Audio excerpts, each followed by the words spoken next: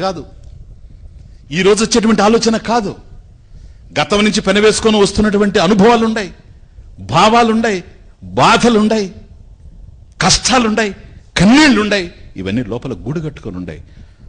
సాగిన కథలు ముగిన వ్యధలు, సాగిన కథలు ముగిన వ్యధలు, ఆగిన గాథలు రేపిన బాధలు, ఆగిన గాథలు రేపిన బాధలు, ఎచ్చటికే గునో మనసేమౌనో, ఎచ్చటికే గునో మనసేమౌనో, మట్టి కంకితము మలిన శరీరము, దాటగలను లేదో సంసారము, చెరగలను లేదో నీ పాదము. భగవాన్, జీవితంలో అన్నీ ఇట్లాగే ఉన్నాయి. ఆరాటాలు పోరాటాలే. ఏమి సాధించానో నాకు అర్థం కావడం లేదు. ఇంతవరకు ఇంత నడిచిపోయింది, సాధించేది ఏమిటి అర్థం కావడం లేదు. తదేవ సాధ్యతాం, ఈ విషయం తెలుసు. సాధించదగింది నిన్నేనని తెలుసు. సాధిస్తామనేటువంటి హోప్ లేదు. ఇక చేసిన ప్రయత్నాలే, ఫలితాలు నాకు సిద్ధించడం లేదు.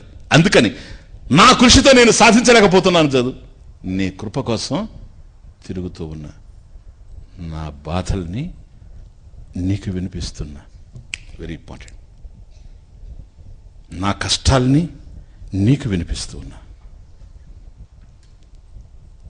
నాకు ఏదైతే అవరోధాలుగా ఉన్నావో అవి నీ పాదాల దగ్గర పెడుతున్నా.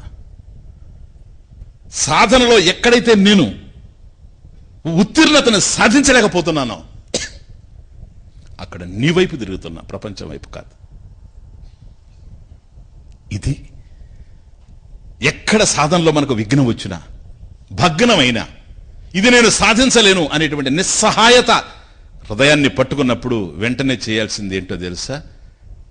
బాధపడుతూ ఉండడం కాదు, నీ బాధని భగవంతుడి చెవిలో వేయడం. భగవంతుడి చెవిలో వేయడం. ఎందుకని? వినదగిన వాడు తానొక్కడే.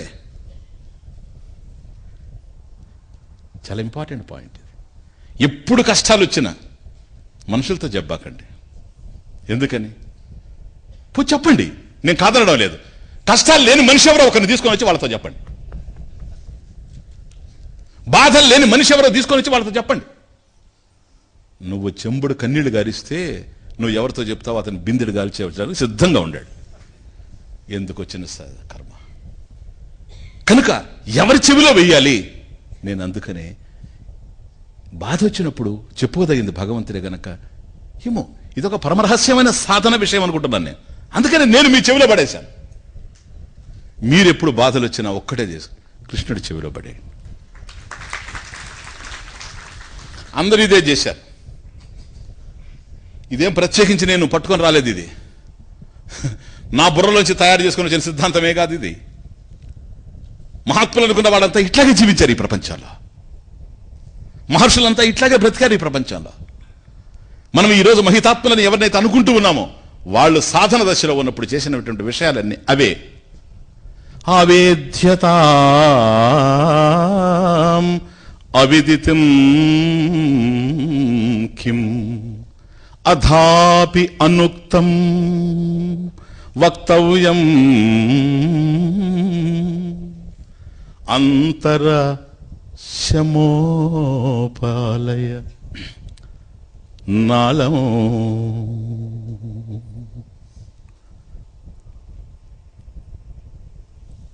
ఇత్యర్థ్యసే కిమపి తశ్రవణే నిధాతుం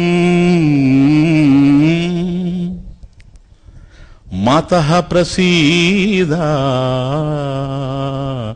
మలయధ్వజ పాండ్యకన్యే. ఇట్స్ వెరీ బ్యూటిఫుల్ శ్లోక. మహాభక్తుడు, మహాజ్ఞాని, శివభక్తుల్లో ప్రథమ కోవలు చెప్పుకోవాల్సినటువంటి వాళ్ళలో ఒకడైనటువంటి నీలకంఠ దీక్షితుల వారు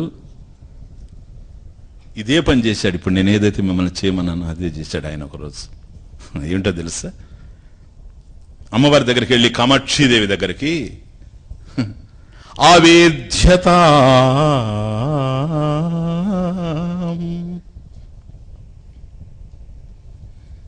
ఆవేద్యతాం అవిదితం కిం అధాపి అనుక్తం వక్తవ్యం అంతర రుజోపశమాలయ నాళం ఉపశమాలయ నాళం రుజోపశమాలయ నాళం ఇత్యర్థ్యసే కిమపి తశ్రవణే నిధాతుం మాత. అమ్మా, ఒక్క పనే. ఎందుకంటే భగవంతుడికి మనం వినిపిస్తాం చూచారా బాధల్ని. ఇప్పుడు కష్టాలు వస్తే, కన్నీళ్ళు వస్తే, బాధలు వస్తే, దుర్భరమైనటువంటి బాధలు ఎవరికైనా రావచ్చు, జీవితంలో ఎప్పుడైనా రావచ్చు. అలాంటప్పుడు మన ప్రయత్నాలతో మనం హాయిగా ప్రశాంతంగా ఉండలేకపోతే భగవంతుడికి వినిపించమని నేను చెప్తున్నా. కానీ ఇక్కడ ఒక్క విషయం మనకు వినిపిస్తుంది. స్వామీజీ, భగవంతుడికి ఎందుకు వినిపించాలి? ఇంకితరులకి వినిపించే ఉపయోగం లేదు గనక. కారణం, నా బాధని నివృత్తి చేయాలంటే ఆ శక్తి తనకు ఉండాలి. ఈ ప్రపంచంలో సర్వశక్తిమంతమైనటువంటి వ్యక్తి ఎవడూ లేడు. ఒక విషయంలో శక్తి ఉంటే ఒక విషయంలో అశక్తతో ఉంటాడు.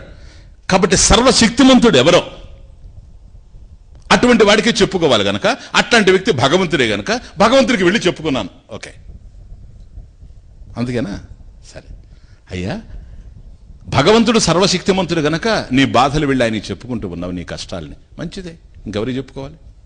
కానీ ఒక్క మాట చెప్పు, సర్వశక్తిమంతుడైనటువంటి భగవంతుడు సర్వజ్ఞుడేనా కాదా? చెప్పండి కదా. సర్వజ్ఞుడు అంటే ఏంటి సార్?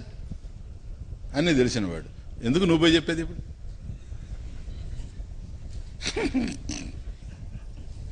చెప్పండి. అంటే నాకు బాధలు వచ్చాయి అని నువ్వు వెళ్ళి చెబితే గాని ఆయన గనక అర్థం కాకపోతే ఆయన సర్వజ్ఞత్వానికి భంగం. అలా నువ్వు చెప్పినప్పుడు మాత్రమే ఆయన దయ నీ మీద పడితే ఆయన సర్వజ్ఞత్వానికి భంగం. అంతేకాదు, దయకు కూడా భగ్నమే. ఎట్లంటే, మరి నువ్వు చెప్పాలని ఎప్పుడొచ్చి చెప్తాడా చూస్తాములే, చెప్పినప్పుడు చూస్తాములే, ఆయన బాధల్ని నాకు నివేదించుకుంటే అప్పుడు నేను తీరుస్తానులే అనుకున్నాడు అనుకోండి, మామూలు వ్యక్తుల్లాగా.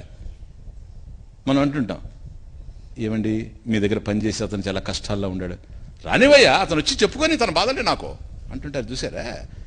అట్లాంటి వాడే కనుక భగవంతుడైతే వాడు భక్తుడు కదా, వాడు వచ్చి చెప్పినప్పుడు చూస్తాం అని గనక అనుకునేటట్లయితే అతని దయకు అర్థం ఉందా అంటున్నా.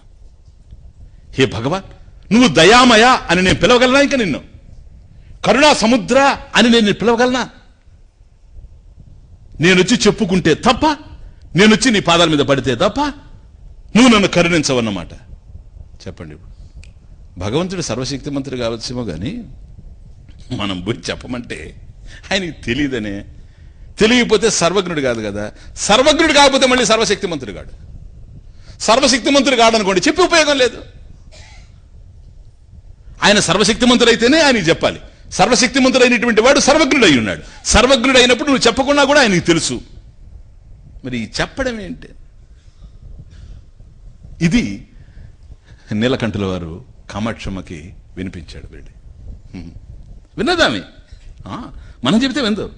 ఎందుకంటే మనకెంత ఇదే డౌట్లు, అంత అర్థమైంది. మనకు లోపలికి పోయేటి అట్లు, బయటకు వచ్చే డౌట్లు, ఇంకేది మన పరిస్థితి ఇది. కానీ నీలకంఠుల వారు చెప్తే విన్నది చూడండి, ఎంత చక్కగా చెప్పాడు. అమ్మా, నేను వచ్చి నీకు చెప్తున్నా, నా బాధలు ఎట్లా ఉన్నాయి తల్లి, ప్రసీద, నన్ను రక్షించు, నన్ను శరణ చూడు, ఎందుకంటే నేను నిన్ను శరణ్ అంటున్నా, నన్ను ఆశీర్వదించు అని వచ్చాను. బాగుంది. ఆవేద్యతాం అవిదితిం కిం విదితం అవిదితం. అవిదితం ఆవేద్యతాం కిం అవిదితం, తెలియంది. అమ్మా నీకు తెలియంది అవిదితం. విదితం అంటే తెలిసింది, అవిదితం నీకు తెలియంది. ఆవేద్యతాం కిం, నీకు తెలియంది చెప్పాలని నేను వచ్చానా ఏంటి? అది విషయం. ఇప్పుడు నా బాధలు నేను చెప్పుకుంటున్నా, అయితే ఇవన్నీ నీకు తెలియదని నేను చెప్పేది. నేను చెప్తే గానీ నీకు అర్థం కాదని. కాబట్టి నీకు తెలియని దానిని చెప్పడం కోసం కాదు నేను చెప్పేది. ఎందుకని? నీకు అన్నీ తెలుసు, సర్వజ్ఞత్వం ఉంది. ఆవేద్యతాం అవిదితం కిం అథాపి అనుక్తం వక్తవ్యం. నా బాధ అది కాదు. వక్తవ్యం అనుక్తం చేత్, ఇట్లా చెప్పదగింది గనక చెప్పకపోతే, చూడండి తమాష భక్తుడు చూడండి. అమ్మా నీకు తెలియని దాన్ని చెప్పాలని కాదు నేను వచ్చింది, కానీ చెప్పవలసిన దాన్ని గనక చెప్పకపోతే చూడండి రుజోపశమాలయ నాళం. నా ఆంతర్యంలో ఉండేటువంటి రుజా. రుజా అంటే రోగం అని అర్థం. రోగం ఏంటంటే దుఃఖం, బాధ. ఉపశమాలయ నాలం, అలం నా అలం నాలం. కాబట్టి నా మనసులో ఏ బాధ అయితే ఉందో, ఏది నన్ను పీడిస్తూ ఉందో, ఏ దుఃఖం నా హృదయాన్ని కదిలించేస్తూ ఉందో, ఏ గుండె బాధని నేను సహించలేకపోతున్నానో, దీనికి ఇంకో మార్గం కనిపించడం లేదు. అలం నా, ఇదే ఇక్కడ. ఎప్పుడు? వక్తవ్యం అనుక్తం చేత్, చెప్పదగింది కనుక చెప్పకపోతే నా గుండె బాధ తగ్గేటట్లేదు. ఇది ఒకటి. కాబట్టి ఇది ఈ కారణం చేత ఇత్యర్ధ్యసే ఇతి అర్ధ్యసే కిమపి తత్ శ్రవణే నిధాతుం కిమపి తత్ శ్రవణే నిధాతుం తత్ కిమపి. అదే ఇది. కాబట్టి నేను చెప్పేది ఏంటంటే తత్ కిమపి, నా గోడ ఏదైతే ఉందో, నా గోల ఏదైతే ఉందో, నా బాధ ఏదైతే ఉందో, దానిని తత్ కిమపి, ఆ గూడంతా కూడాను శ్రవణే నిధాతుం, నీ చెవిలో వేసుకోమని.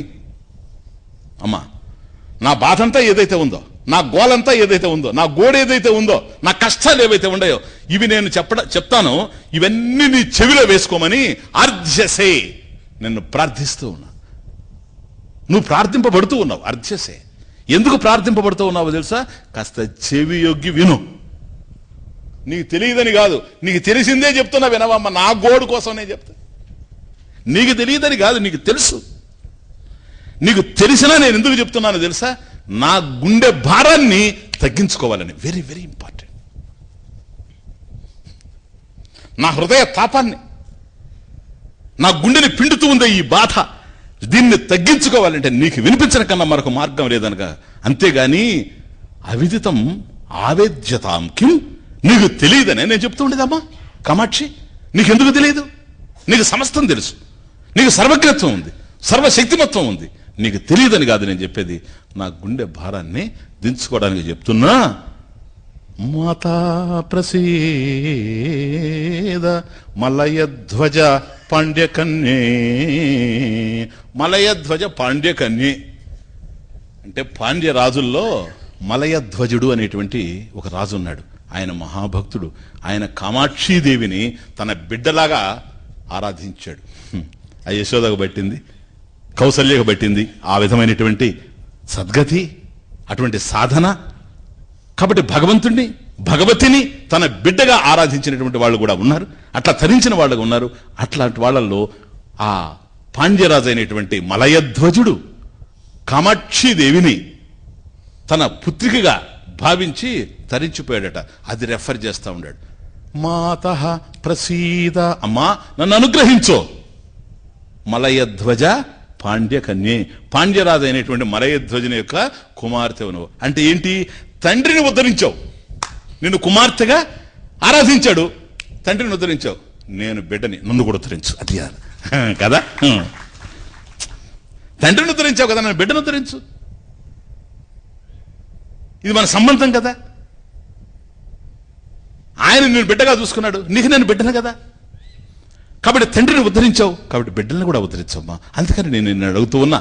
కాబట్టి నీకు తెలియక కాదు, నీకు తెలియని దాన్ని చెప్పాలని కాదు, బాగా అర్థం చేసుకోండి. తెలియని దాన్ని చెప్పాలని కాదు, నా గుండెలో ఉండేటువంటి భారాన్ని దించుకోవడానికి ఇంకొక మార్గం లేదు గనక. కాబట్టి ఎవరికి ఏ బాధలు వచ్చినా జీవితంలో, ఏ కష్టాలు వచ్చినా జీవితంలో, మన గుండె బాధను దించుకోవడానికి దయామయుడైనటువంటి పరమాత్మ యొక్క చెవిలో మన బాధను పడేయడం తప్ప మరొక మార్గమే లేదు ఈ ప్రపంచంలో.